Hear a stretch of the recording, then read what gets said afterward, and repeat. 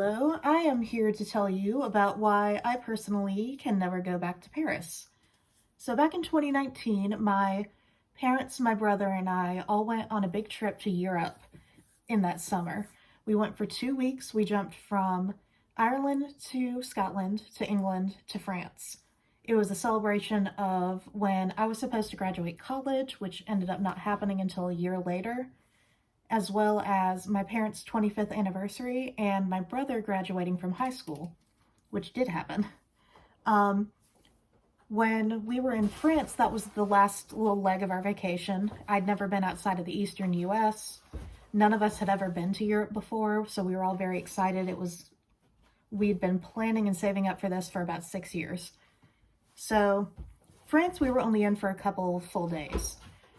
None of us speak French. We didn't want to be in the place where none of us can really speak the language for too long, just to not complicate things too much. Where we got a snag was when we were actually trying to take our flight back to the US. In this time, we went through this entire trip with only carry-on, except this last flight where we gave ourselves a big duffel bag where we just put in souvenirs and extra stuff. That was going to be our one checked bag, where like any other liquids or stuff that isn't allowed on carry-on can live in there. We take an Uber at around 6:30 in the morning to get to the airport, which took about like 25-30 minutes. And we had a flight that left around like 8:39. We get in the Uber, we leave, we get into the airport when my dad realizes he can't find a little shoulder strap bag of his, which normally wouldn't have been too big of a deal, except that bag contained our car keys for our car that was waiting back in Washington for us to get back to North Carolina. My dad's wallet, which had all of his credit cards and ID, and all 4 of our passports, which we needed to, get out of the country. So my dad's over here kicking himself. My brother is calling the hotel to see if they have it. My mom's trying to get in contact with Uber. And I am sitting there in this waiting area trying to look up whether or not we're going to get kicked out of the country, and if so, to where, because we're only on travel visas for a certain amount of time.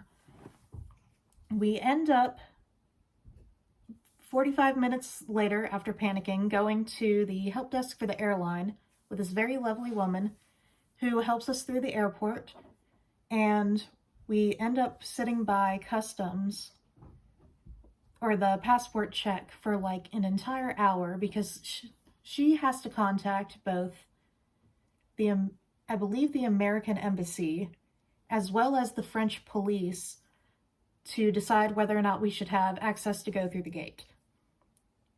After about an hour, and our flight has already departed by this point, we finally get through, except for my dad, which, as I mentioned, he does not have any identifying information on him. He does not have a picture of his license, the physical thing, anything with his name on it on an official card of any sort or document.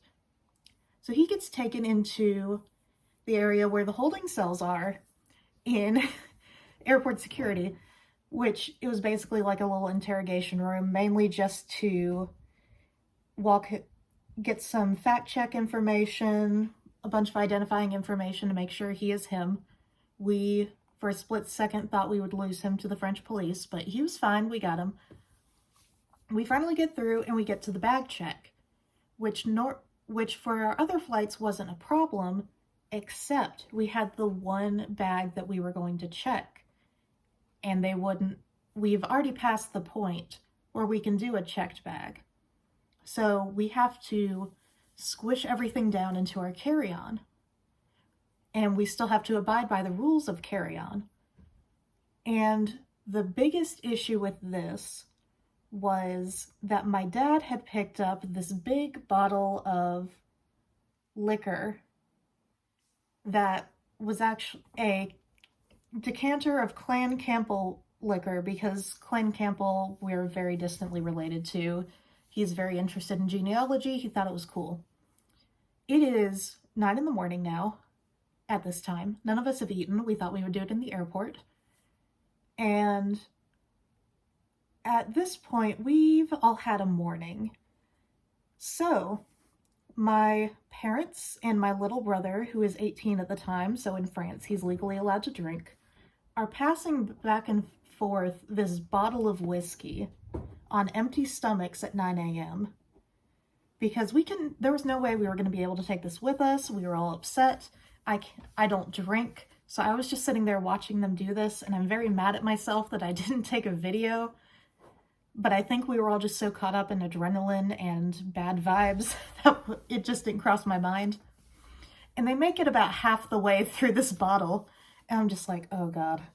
All right, all the other people going through bag check are judging us. So we get through, and we finally get to the terminal. And this entire time when my mom's been trying to contact Uber, she finally gets through.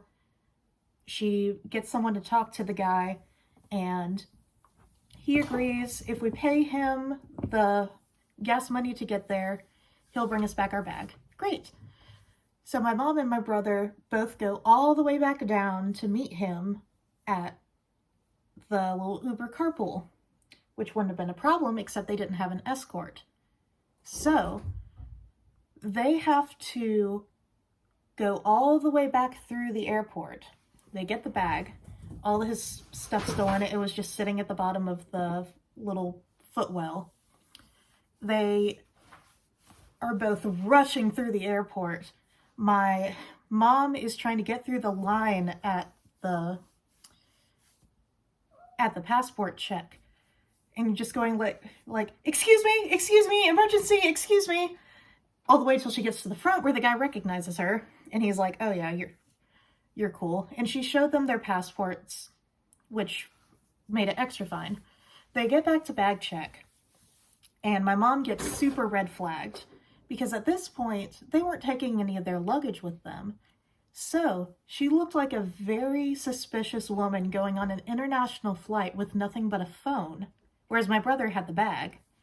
So she gets super red carded until someone else recognizes them, and she's like, oh, you're two of the people from the party of four.